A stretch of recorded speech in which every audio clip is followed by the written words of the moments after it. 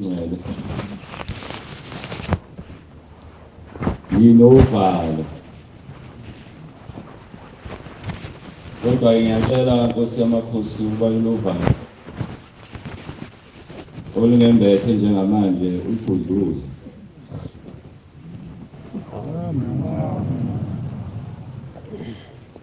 ungathi ngangikhona ngemihla yakwa-Israyeli uma uNkulunkulu ethumela uMose ethi akahole abantwana bakwa-Israyeli abase ezweni laseKhenani lapho wezwakala khona uMose engabazi eba nokwesaba waze waphimisa umlomo wakhe ukuthi unamalimi kodwa uNkulunkulu wamqinisa ukuthi lokhu azobe ekwenza noma ezobe kusho kuyobe kuqhamuka kuye. Ngiyacela ke Nkosi yamakhosi ukuthi konke engizokusho qhamuka esihlalweni ungaqhamuki kimi. Ngoba mina ngumuntu nje onezono nokuma phakathi kwabantu abangcwele nje wabengcwele nje nawukhona uNkulunkulu uphe kwabo kungenza ukuthi ngisabe kakhulu. Ola khona ke into futhi ayenza uNkulunkulu esemthembisile uMose ukuthi uzoba naye waphinde futhi waphuthuma wayoqinisa inhliziyo kaFaro ukuthi uFaro mayethi uyakhuluma uMose kube khona uthangamuzo. Cela kungabi njalo Nkosi yamakhosi njengoba ngiguqile nje besibaningi sifunda umthandazo ngingabonakali nami ukuthi ngiyogcina ngiguqe kanje ifihlekile ola njengamanje sekuyimi yimile ngifana nomuntu ohamba entanjeni kule ntamba hamba kuyo kunamanzi ngapha nangapha noma kunewa uma nje ngeke ngangabona noma ngangenza kahle kungenzeka ngishibilike ngingene eweni noma ngingene emanzini mhlambe kwesisikhathi baphume abantu lapha esontweni noma ethempelini sengibakhubile angifisi nakukhuba noyedwa Nkosi yamakhosi ngomgqugqile lo msebenzi wakho futhi angifisi nokuwona ngoba umsebenzi wakho empeleni lo kuumusa nje nothando uthi asiguqe uma ubuthanda ungaguqa nje ungasukuma ukhuluma ekseni uze kuyoshona ilanga kungabikho futhi umuntu okuphikisana ngoba silona isonto lomuntu leli kodwa isonto likaNkulunkulu isonto lakho ngithi ngiyayicelela nje ngalokho mhlambe ke angikhumbuzisa abakhona ethempelini ukuthi kungani mhlambe umuntu eguqile la ngoba ngenzeka umuntu ayibuze uthi ngoba amakhosi akuleli bandla ezizwe maningi kangaka kungani kukhethwe mhlambe le eguqile njengamanje ibingcono ngani kunamanye nathi sinawo amakhosi ezweni lakithi mhlambe basho njalo abanye kodwa ke angicacise ukuthi umusa lo esawuthola ezulwini sawuthola esihlalweni sawuthola kuyo Nkosi yamakhosi ukuba ngalesi sikhathi nalomzuzu siyicelele siyinxusele ezulwini namacala nokona kokhokho nobaba omkhulu bethu abenza ongekuhle phambi kwaNkulunkulu naphambi kwakho uqobo kwase kuba isilinganiso yingakho ke nje wasikhumbula namanje usikhumbula esithemba ukuthi uyosikhumbula kuze kufike leso sikhathi la usuthi khona cha leli ichashaza noma leli icala lezi ibongo zabenguni uyayisusa kodwa kungakenzeki lokho siyawubuqa njengosi yamakhosi nje kusiguqisile ngokuthanda kodwa kwakho hayi ngenkani hayi nangokuzazi kodwa ngokuthanda nje Zulu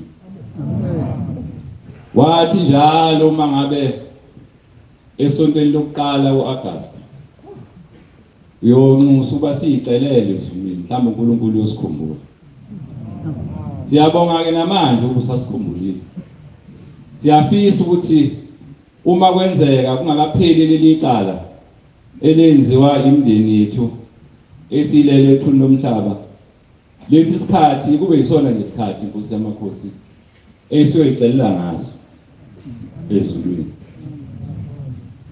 sibuya ke kuJulayi okade umuhle kakhulu nala kade kukhulunywa khona kahle kakhulu siyabonga inkosi yamakhosi ukuthi uzivumele ukuthi sibe khona la yileso sizathu nje senza ukuthi siphakame sibe phakathi kwabayingcwele singelutho ngoba usho njalo wena uthi sasingelutho kodwa saba utho nje ngoba wena wawuthanda sibe utho namanje ke sisho njalo inkosi yamakhosi sithasilutho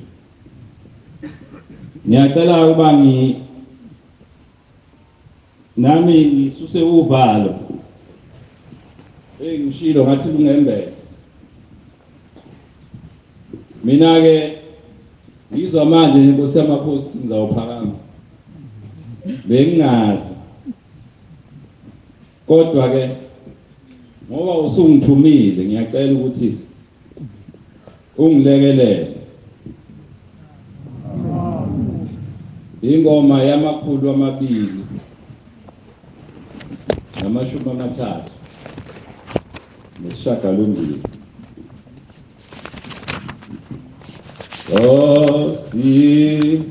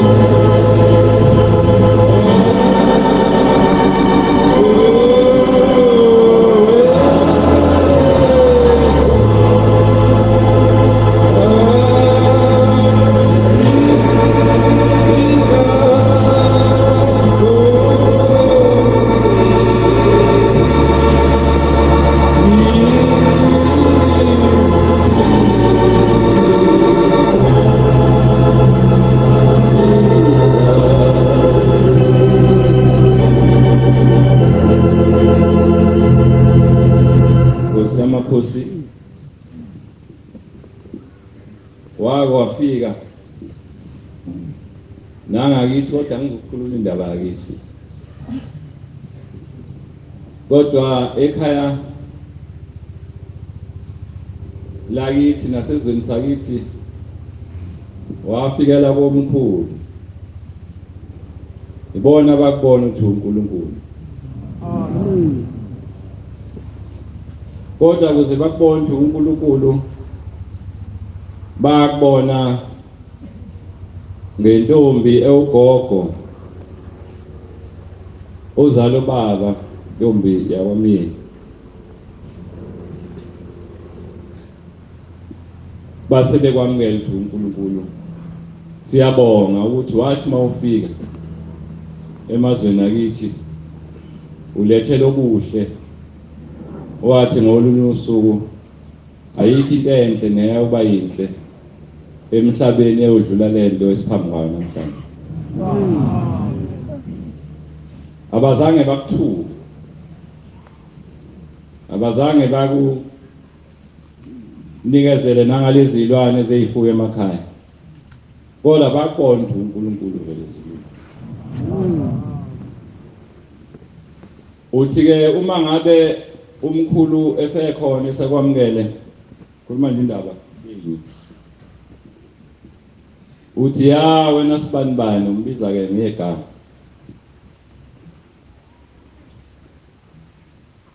unkosikazi wakho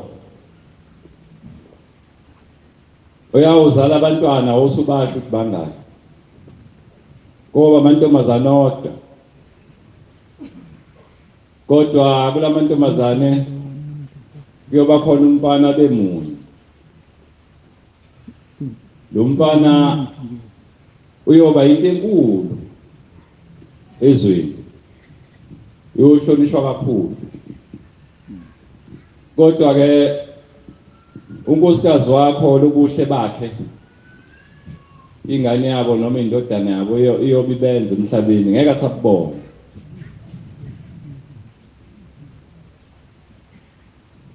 uyothi mangabe sekusondela isikhathi sokuthi ayibone lento enhle nenkulu okufanele ngabe uyayibona enganeni yakhe bese isithi esukufa simthathe kodwa ngiyakutshela ukuthi kuyakwenzeka kanjani kusho uNkulunkulu ephakathi kwabantu ngiyakutshela ukuthi kuyakwenzeka kanjani kuyothi kulamanye amakhosikazi niyazi-ke amadoda aganiwe kakhulu phakathi kwalamakhosikazi akho khona uvukwa umona bese ithi awu nathi sineyingane sengaba umasibani ingane yakhe siyaziwa la ekhaya nebalekile izethu singaziwe mhlambe ke sonke kuyasihlupha lokho emakhaya uthi ke uyothi komunye unkosikazi bese hamba ehlangana nesinye isihlobo bese bethola umuthi bese bekufakela etiyeni utshela ugogo bayokwenzela nje itiye bakhekezele benze itiye bese kuthi ke kulelo tiye ilona ke seliyokulanda angazi noma kuyinhlanhla noma kuyibhadi nokwazi ukuthi uyohamba kanjani emhlabeni kodwa kwenzeka kulesalwazi esizala ubaba ngempela wathi makusondela kuza ko 67 68 sekubonakala kufanele ukuthi kubonakala kwenzeka kanjani kulondodana wakhe wayesehlabela bamenzela itiye nje wayishila Shembeke umlomo ungathethi imali siyesiboneke sifana naye mhlambe ngokwenyanga kodwa ngokwezenzo kasifani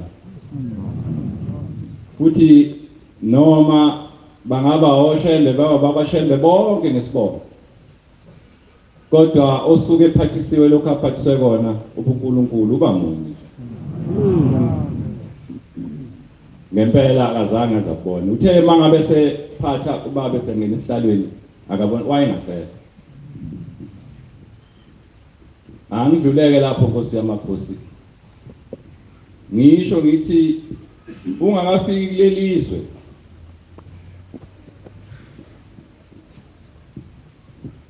ngesikhathi sempi yamakhanda usuzosondela ngo-1906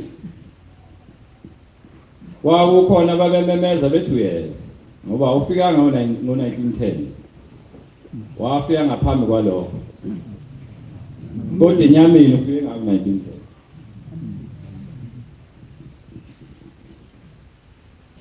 Baningi abamemeza basho. Ngiyakhumbula inkosi yake yakhuluma nangonkosikazi wasemaXhoseni owabikezela ukuza kwakhe. Base bebuza abantu bebuza abamaXhosa bathi hawu lo muntu uyodlula wena ngokufundiswa uyobefundile siphi lesikole abafunde kusona angenze imlingo engaka ekhulumayo. Thike lo nkosikazi hayi ufunde ezulwini onke abekwenza ukufunda ezulwini. Amen. Njengoba lapho Nkosi yamakhosi konke okwenzayo ufunda ezulwini hayi emhlabeni. Bathi hayi uyahlanya uyobehlanya lo muntu. Engathi nasathi ifundiswa ikhona la emhlabeni. Kunama university khona la emhlabeni, kunama college nezikole. Lo ufunde ezulwini onjani? Wathi kodwa yes. Kodwa ngifuna ukukhuluma indaba lo nkosikazi ngoba ngithanda ukukhuluma indaba kaNkabinde. uNkabinde ngiyayithanda indaba yakhe. uNkabinde wasenquthu wayemshumayeli ebandleni lakhe. Ngithela amaluthela mangaphosisi owakhuluma ngale ndaba wafika izwi wafika kuye eganyiwe nje eneyingane ukuthi unkosikazi wawusuphucile ke. Uthi ke uNkabinde wabona izwi noma wezwa izwi libekezela ngawe Nkosi yamakhosi ukuthi awufike emhlabeni. Bathi wayakhe kahle uNkabinde madoda akapha kahle mizi yawise kube kuhle nje kufudumala ekhaya. Kodwa akafanele alishiye leli ekhaya lifudumele linjalo. Ahambe ekhulume sengathi uyahlanya udidekile ekhaya uthi uyeza. Ngitheke inkonzo leyo kuyincengela nje nokuyicelela nokuyinxusela ezulwini. uNkulunkulu asikhumbule. Thina beyibongo zabenguni zonke ingena ngaphansi kwelimi. Sibonga nokuphiwa nje ezulwini lomusa. Ongasifanele ngenxa kona lethu. Uthi ke lo uNkabinde ngase ngizindela wazindela nje uNkabinde ngoba nathi siyezindele baningi nje abazindela la. Uthi wabeze lokukholwa bazindela. Uthi wasekuthiwa uyabona ke ngizoletha isiphepho esikhulu kusho uNkulunkulu. Ngizawuletha isiphepho esikhulu. Siyawuphephula lo muzi wakho yigugu omuhle ongafuni ukuphuma kona. Ngikubulala ngalesi siphepho. Wayesethuka uNkabinde kwasekufika ukwethuka kuye. Awu ngabe ngizohamba emhlabeni. Wayese elilalela izwi kaSimakade. Walisambulo. 14. Ngithi verse ka 14. Wayese elilalela leli izwi. Ngoba lalithi akayintabeni zasokonjeni. Afika memeze khona.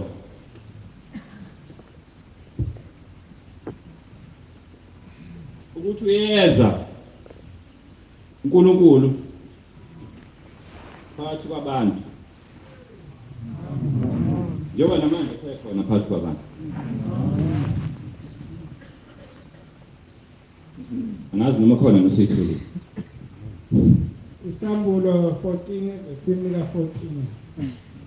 Ngabona ifu elimhlophe no ehlala phezukwalo ofana nendodana yomuntu enomchele wegolide ekhanda lakhe nesikele sibukhali esandleni sakhe. Nenye ingelosi yaphuma ethempelini imemeza ngezwi elikhulu kuye owayehlala phezu kwefu, yayithi faka isikela lakho usike, ngokuba sesifikile isikhathi sakho sokusika. Yebo. Uma ngabe efika entabeni zasobunjini wayesefica umuzi omuhle ongathi usadolobha owakhiwe ngotshani. Phakathi kwalomuzi kukhona itende, kuleli tende kuhleli uSimakade, kuhleli uNkulunkulu. Kusesibonakalisweni, hayi ephusheni, esibonakalisweni. Uthi kwase kuthiwa bheka ke enkabeni uthi ubonani. Uthi mayibheke esibhakabhakeni wayeseyibona le. Wase kuthiwa hamba ushumayela umhlaba wonke ukuthi uyeza umnikazi weinto zonke phakathi kwesizwe sikaphunga noMageba. Njengoba namanje ekhona phakathi. Uthi ke uNkabinde mayixoxa indaba uthi ngabona ilanga lingafani namanye amalanga. Lisuke entshonalanga. Uthi lathi malisuke entshonalanga lalikhanya nje. Kodwa lathi mangabe selibheke empumalanga la selikhanya kakhulu. Uthi ngaleso sikhathi likhanya kakhulu. Uthi ngabona zonke izinto ezimbi zibaleka, zonke izinto ziphela, nobubha kuphela, nokuhlupheka kuphela. Amen. Izono zabasobala zangafihleka. Konke okwenzeka emhlabeni kwangafihleka. Uthi kwathwakela uNkulunkulu uyofika abantu abakhumulise ingubo lezo siyigqokile abafakisa amabheshu ngoba belungu basikhumulisa amabheshu. Uthi ngoba uma ngabe idlozi lifike ugqoke kanjena suke lingazi ukuthi izakwenza kanjani. Ngoba uNkulunkulu wathi asibhince ikhumba. Amen. Kodwa ayikunzima. Nami nje kunzima. Mase ngibuka isudu yami bese ngibona hawo. Isikhumba kodwa bayithi. Kodwa yiso maNazaretha okwathiwa asosigqoka. Mhlambe ke noma singeke sasigqoka kanjalo kodwa kufanele sisigqoke. Kube khona isikhathi asigqoka khona. Uthi kwathiwa zonke izifo ziyawuphela mayisefikile emhlabeni. Amen. Ubulephero buyawuphela.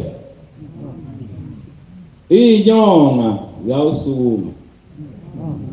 Impumputhe ziyawubona. Nabangabatholi abantwana babona ngifuna ukubiza ngizana.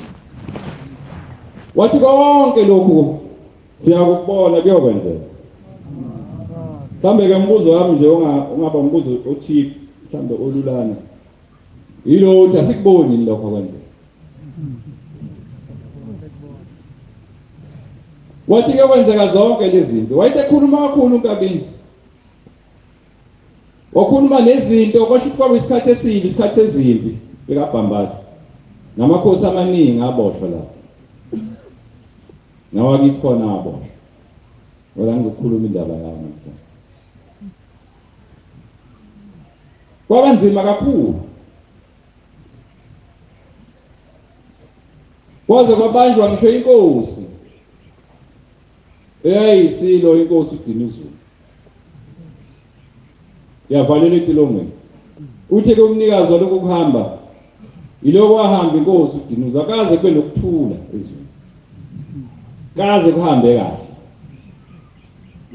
ngoba noma owalandela inkosi uSolomoni ayizange zibuse kahle ukuthi ukubusa okahle kwagcina inkosi udinga kunjalo ukubusa okahle kulelizwe kwagcina inkosi udinga ngoba naye inkosi uSolomoni bayifakela uphoyizini ngoba bayizungeza baze bayinqobe ilezi indaba amaNazaretha esithi kasikhuluma sithu ukuthi sinezono noma nginesono mhlawumbe kambe kuyiqondisa mina nezono uthi kuyawukhanya kakhulu konke sikwenza kuyawukhanya khuluma ngenkosikazi yangala phesheya uthukela bangixolela amakhona ihloko zakho kodwa ngoba siphambi komnikazi akukho kufanele sikufihle futhi akukho kufanele sikusabe kufanele sikhulume kufanele sikhulume uthi le nkosikazi bengiyibona phakathi komuzi mzini wasephakameni yayiganile ukugana kwayo yayisonta noma ekhonza kuleli bandla kodwa sicela ungivulele uLevi 19 verse 27 no 30 ngoba uJakobe 4 verse 1 to 3 Isaka 4 14 19 Amahubo 1 to 2 Nyobe sengigcinayo mangasayifundanga ezinye ayikho inkinga siyabona kuyoba uthandanga ayikho into esizenzela ngenkani la leli bandla konke sikwenzayo sikulanda isihlalweni amen uma isihlalo singakuvumi nathi kufanele singakuvumi ngisho akuthiwa sikuthanda kangakanani amen uthi amaLevi awuyibamba uthi le nkosikazi umkhwenyana wayo wayengakholwa kuleli bandla kodwa yena yayilandela kuleli bandla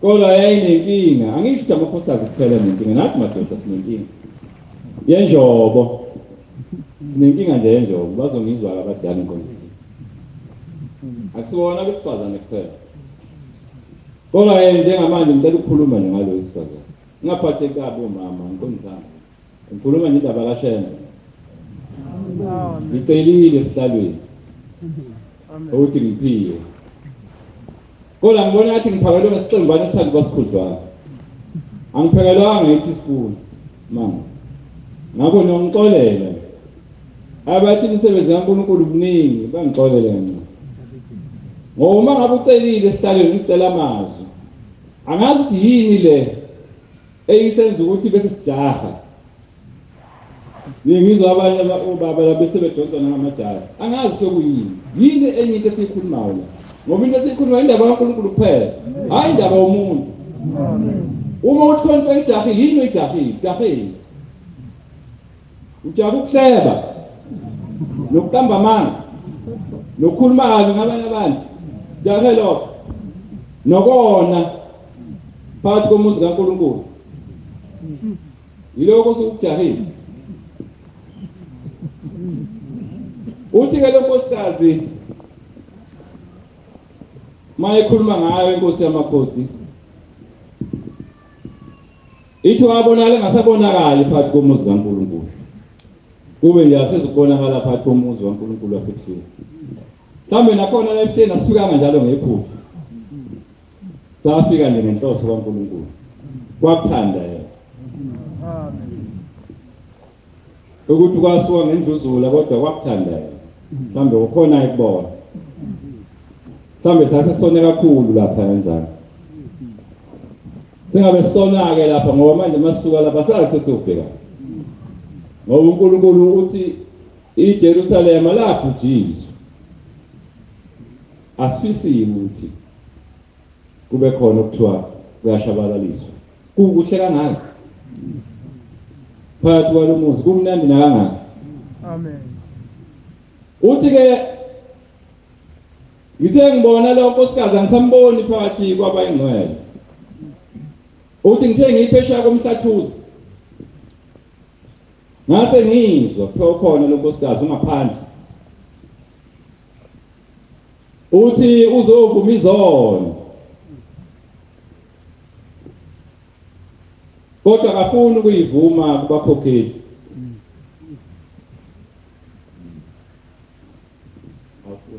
Angifundele. Malevi 19:27. Ningagundi amakhanda enu emaceleni nowazungeze.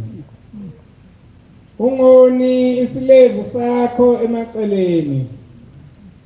Ningazisiki imizimba yenu ngenxa yabafileyo.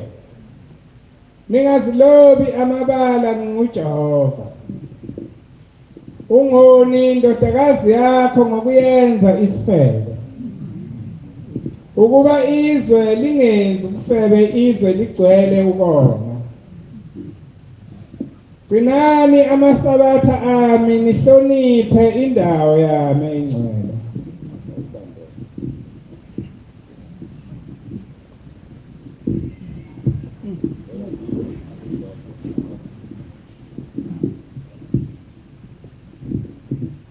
Mina ngabizwa izwi lakho.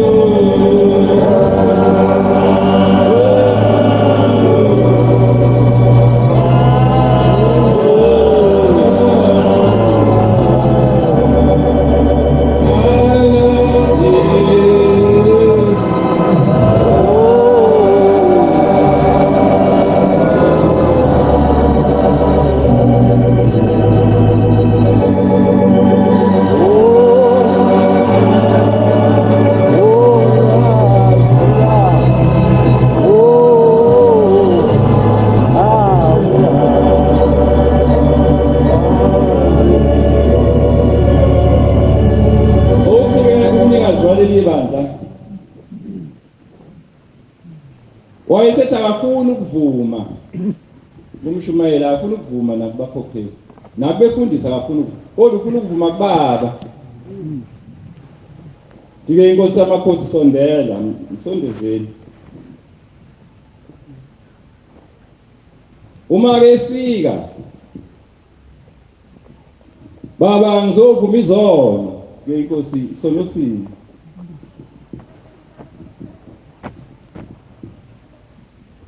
uthi ke bengayiphethe kahle wayesesho leli gama ke leli ngaleli gama leli ke ngeke ngilisho anginawo amandla kile ayikho indoda ebikingidlule uma indoda ke yakhuluma bengilala nayo manje ke inkosi yamakhosi ngithe ngisethempelini ngiseparadise uthi ngase ngibona ukukhanya kungikhanyisa kakhulu khona ilanga elingikhanyisa kakhulu uthi ngathi ngiyabheka emaceleni ngababona abantu ngathi abayiboni lento engiyibonayo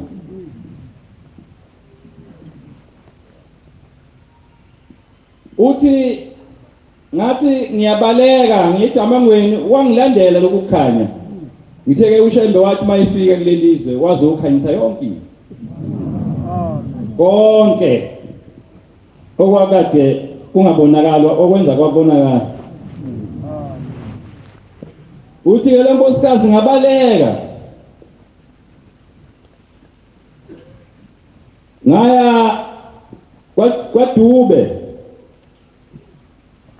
uthi nakhona kwangilandela uthi ngabaleka ngaze ngawufika eBhambayi eMobeni uthi lokukhanya kwangilandela kwaveza zonke izono na wonke amaphutha ami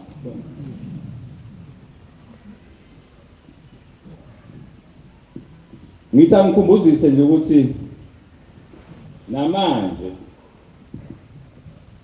lelo langa elikhanyayo engafani namanye amalanga lisasikhanyisa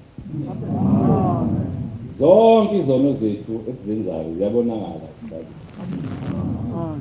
ukuthi nje phela mhlambe sihlalo mangase sisho ukuthi wena nokuthi singagcina mhlambe la ethempelini ngasekho muntu noma ke mhlambe mina ngingekho Nkosi yami ngilithemba lami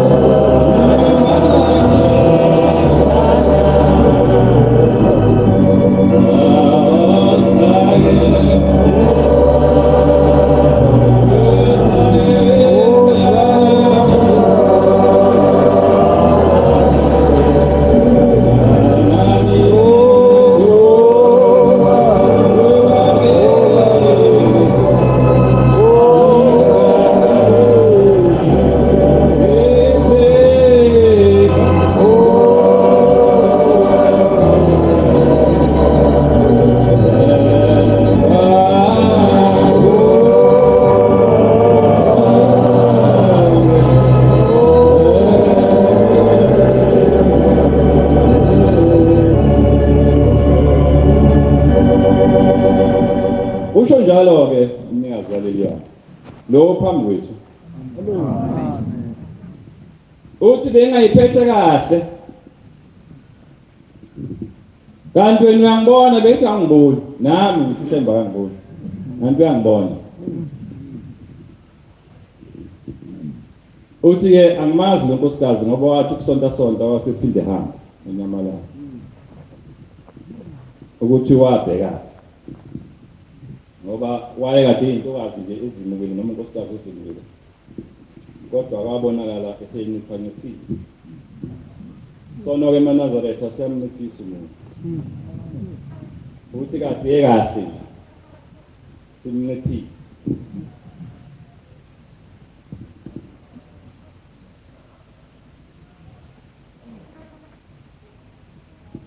angiphindele kuze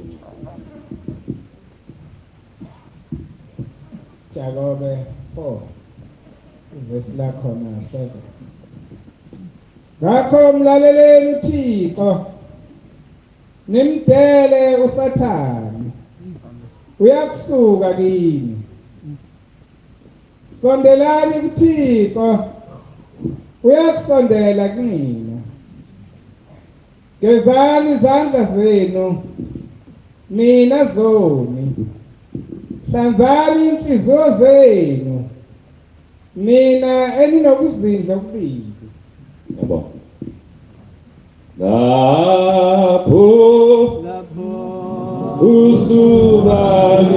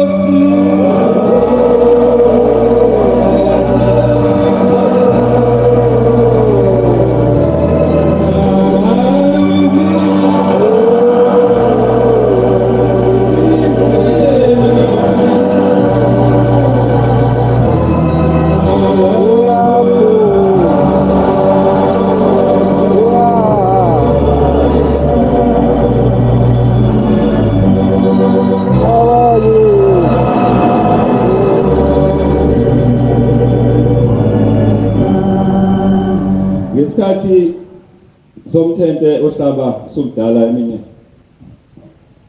uhlaba isamila kwaba nokukhuluma okwakhulunywa enye insizwa ngeshwa ke Nkosi yamakhosi ayikho phakathi kwalobunjalo bakho kwathi mangabe lingenisa ulwandle yayisimkhipela ngaphandle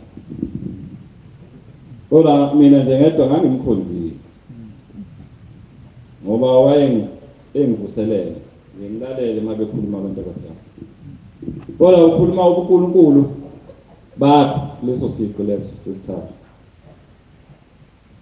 uthi wayisebenza kwa education noma kwezemfundo lo zakwabo wayisebenza kwezomthetho babejwayele nje ukuthi bahambe baliftane bahambe mhlambe kwesinye isikhathi imoto bahambe ngemoto yomunye kwesinye isikhathi bahambe ngemoto enzama nje ukusheshashesha uthi-ke kwafika isikhathi sokuthi uma ngabe kulesihlanu wase kufika lo mbiko ukuthi cha iphulu zalo wezomthetho sebezofika ngomsombuluko bezobheka amabhuku ukuthi hamba ngokuyiphi kusho ukuthi-ke iplan yayisibhidlikayo kanjalo uyanqena ukuhamba yedwa ngoba kukude la kwakuzoyiwa khona ngicabanga kwakuyiwa ngala eNingizimu uthi-ke wathi ucela unkosikazi wakho ukuthi angimncengele phela usibanibani wathi unkosikazi uma isishilo asaphikiswa abantu madoda mase nikhulumile ngasaphikiswa baba uma isishilo ngasaphikiswa njengoba seshilo ushilo amen awusewushilo kanti yena uselapha esifaleni uthi-ke hayi walala nje nalokho ukuthi angisezumbona ubaba kusonto lesibili le kwavula amasango cabanga kwami afukini uthi-ke uthe ukwalala nje sethi hayi angisizi ukuya bathi nami sengizokwenza imisebenzi yami yakhona la ekhaya. Uthi-ke kwasekuseni uthe maye sibone usekuseni wayesebona indoda ifika ngejubane. Uthi wayeseba nenhle njani mhlawumbe uzosho ukuthi hayi usujikile umqondo sekuzohanja manje. Hawu kwenze njani ufike ushahla amehlo? Nawe uzowashahla ngayo. Hawu ikwenze njani wayesethi hayi hey kusho ukuthi mayingena nje office etwenza umsebenzi wakhe ekseni wasengena nje yikhova. Uthi-ke hayi zikhova asakhuluma okuningi. Hawu yini kwenze njani sibantu bangeke ngimfise? Hawu zikhova. Hawu yini zenze ikhova? Hawu manje sokwenze njani? Awubona fanele uyobikwa lo mdaba kubaba. Awu impela ngizelela ukuthi uthi la selibuya ithemba ngase ngijabule ukuthi hawu nami sengizoxaba kanti beyidinge ngizama. Ngoba nathi ukuthi base behamba beduduza amawa bedlula kovulo yonke indawo le osola kodwa bayazika bangakhona yonke indawo le baze bafika lapha kwase inkonzo ibanjwe ngendlela ebanjwa ngayo kwaze wafika isikhathi sokuthi kufanele kuyonikela. Uma kufanele kuyonikela kwase kutholakala ukuthi hayi kuyeziwa ngolayini kuziwa ngolayini. Uthi-ke esekutamama uthi iyayithetha nje inkosi inyanga izulu ngesikhathi ithetha nje kakhulu khona iyayithetha ngapha ongeke ngikhulume. Uma ngabe ithetha yayisi uthe mase sizofika lo mnomzana ukuthi angimusho kodwa ngiyimo mase sizofika eduze sibongo sakhe qala ngo-M mase sizofika eduze khona maye khona umgcozo kodwa yedwa wabo lo okhuluma indaba akekho nesiqiniseko salokho. Uthi wayesethi hey nina bafana anizi kimi senozilephe zikhova kusemaphosi bangaki zabeza lapha ngoba sebexoshwe izikhova beza kuwo mhlambe nami ngomunye wabo. Manje into emqakayo uthi waze ngani khona indaba zekhova waze ngani ukuthi nazi ikhova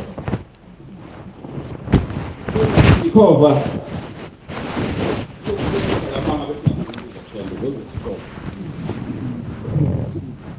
hambo komnye sengizoya ngasekupheleni kwesamakhosi kodwa khona indaba engeke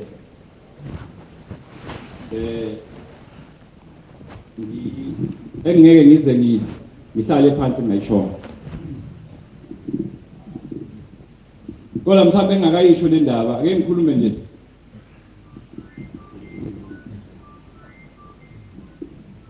Ngothimo kancane.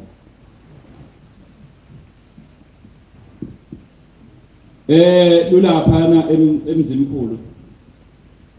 Umzimkhulu lo ngala enyakatho. Sekufika ke umama ohamba nge-wheelchair. Mayifika lo mama ohamba nge-wheelchair.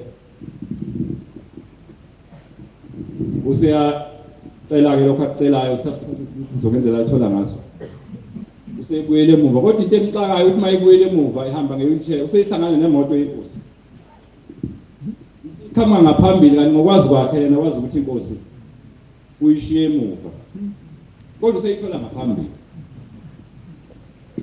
Uma ngabe ithola ngaphambili isihamba ngemoto isihambe ngeenyawo.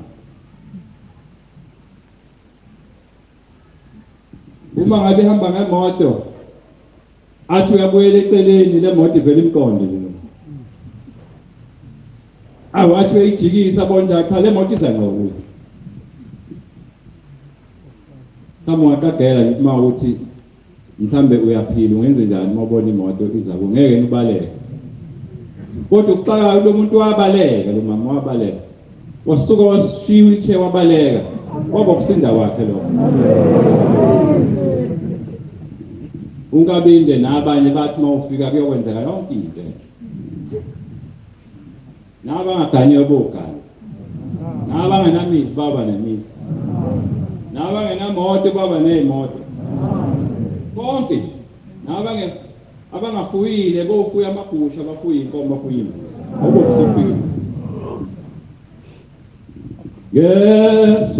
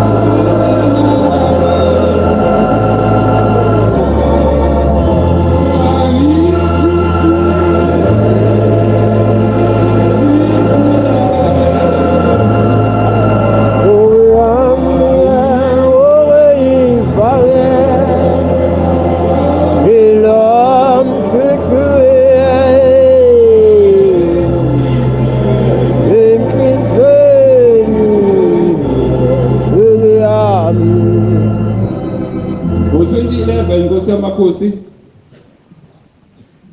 uhlala lesihlalo okusona esikufanele okunesakho. Wenza umehluko empilweni yami. Kwaku May 2011 ngaya nami eGibisile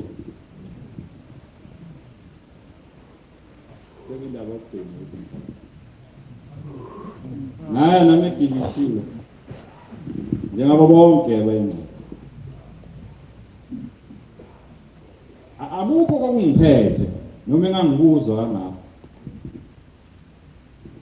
kodwa kwathi maphakathi nesonto mhlambe kwangolezithathu ngase ngizwe nje umzimba wami ngathi awukho. Hayi ngaya kodokotela ngaya kuphi ngenze kwenziwa. Ngiyezwa kodwa ngona ngiyahambela. Kodwa ngiyezwa nguzwe nje mawuthi umzimba wakhe awufuni ukuthwala kahle.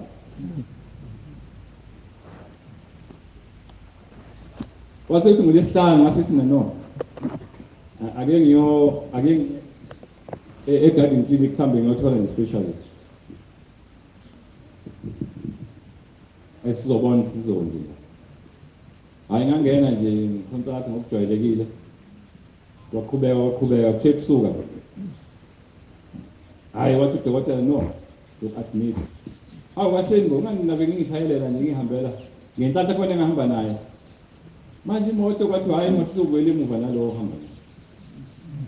Hayi nongasala ngophela dokotela nawe uyalalela uyaqamba nemanga futhi ngodokotela bazi laba sebenzayo babeqamba nemanga kwazi dokotela sengiyakhula angayi ngempela emsebenzini kuthe ngabo 5 ngiyizwa lento no iyakhuphuka le ize sifubeni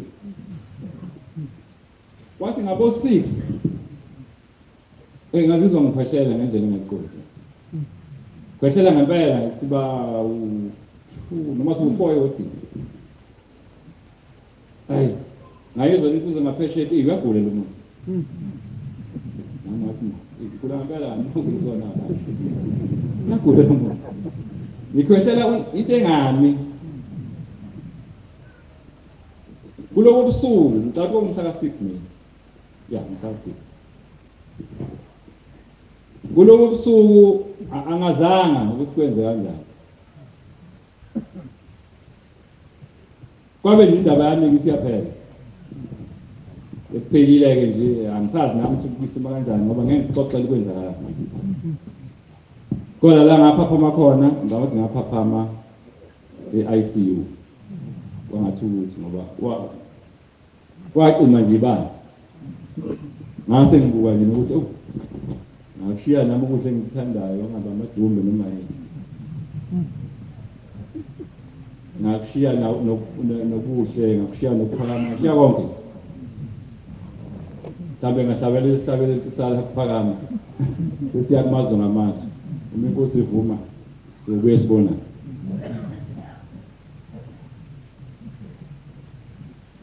ayi kwenziwayo ayikwazi ukuba ngcono ngiya e-high care ngaya high care ngaphuma e-ICU ngaze ngayewodini kodwa ewodini ngiyiswa khona ngiyazizwa ngakwazi ukuzenzela izinto kodwa wafika nje udokotela wathi hayi wena phuma manje athi amanesi hawu kodwa uphuma kanjani umuntu ngoba akakwazi mhlambe nokuyigeza nokwenza ini wabe nenkani la dokotela Bishop wathi hayi no ngiyamkhipha ngeke ngipha kanjani kodwa ngila indabeni yakho kwesona Kristu ukuthi ngesikhathi kwenzeka yonke lento kwathunyelwa esihlalweni sona lesi siphambili indoda engangijwayelene nayo kakhulu eyayiganwe uMagumede ngiyibiza ngoSibasha namanje ngisayibiza ngoSibasha kodwa ukuthi ayikho kwephathi kodwa ayikho Sibasha ngiyawuthi yayumvangeli noma ngamusho umvangeli uyikhaya ngiyizwe makuthiwa uyikhaya namadodana iyabana le ndodana isifonela umvangeli umkhwanazi cala thethwa ngofakazi mangabe bengekho ufakazi bokwazi ukucala lakho lichithile sithetha ngofakazi ukhona umkhwanazi lapha noma engekho esontweni ukhona umkhwanazi yokuthuluka indaba leseyixoxelwa uwe uthi cha uthe manje ngithinta usibanibani umbiza ngegama bajwayelene ngoba bangakubo ngalo kompulo uthi ngase ngiphuthuma ngenkosini ngayifica inkosi ingafakile ngisho umjiva igqokele ngase ngibona ngale kitchen ngavela ngasekitchen yayisivele ekitchen kwayona uthini umkhwanazi thini imbangela ukuthi ngase ngilibika udaba awu cha usibanibani yasaba igama lokuyibiza ngenkosi bakhona inkosi yamakhosi phakathi kodwa umfana nje kaGumede lo ukhulumayo baba usenkingeni inga yani hayi liyabhuka awanganibeke khona nje gibisi la hayi ngezwe noma yini inkosi esihlalweni bathi yabuza yathi kambe uzalwa umama wesingaki uthi kwathola ukuthi noLuka umbangela akazi kahle hle ngasembiza uMnumzane ngegama wathola ukuthi akazi kahle hle wayesezama ukubuza kwathi hayi umama wokuqala yayisithi inkosi esihlalweni kodwa bayahlupha abantu kodwa inkosi ikubusisa basakwazi ukungena esibhedlela noBaselina namanzi kwathiwa cha base usakwazi wasebusiswa ngendlela wabusiswa wase kuthiwa ngifike ke ngicotshwe ke ngikhothwe ke ngiyalazi ulimi lale nokwenza kwale bathi ke ababekhona sengixoxela nawo nkosikazi uthi impela kwafika nakho uthi afike sakufixa konke umzimba ke sakufixa ukuthi sifixa ini ngoba vele sifixa into eyithulele elindele usuku hayi ngosuku elindele ukuhlamba isikhathi bangifixa bangizisa sengifaka ngenkani ngicabanga phela sekukukhamisa ukuthi sekubanje uthi kodwa umakoti into engimangazayo yinye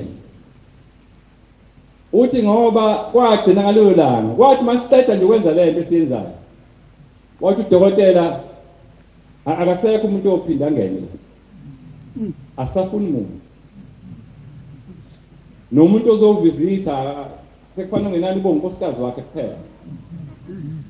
Uma ngabe ukuthi unkosikazi wakhona mhlawumbe amncomayo noma athi mhlawumbe babe u2 kodwa unkosikazi kuphela hayi omunye umuntu ngoba abanye babefika phela kungakenzeki lokho abanye bathandaza benze yonke lento nayo wathi nje igcine nje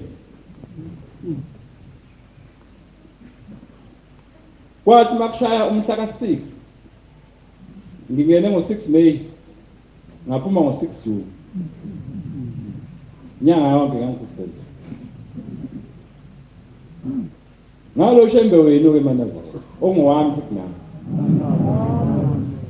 ngakho njengoba silapha sididekile sisendabeni ephelele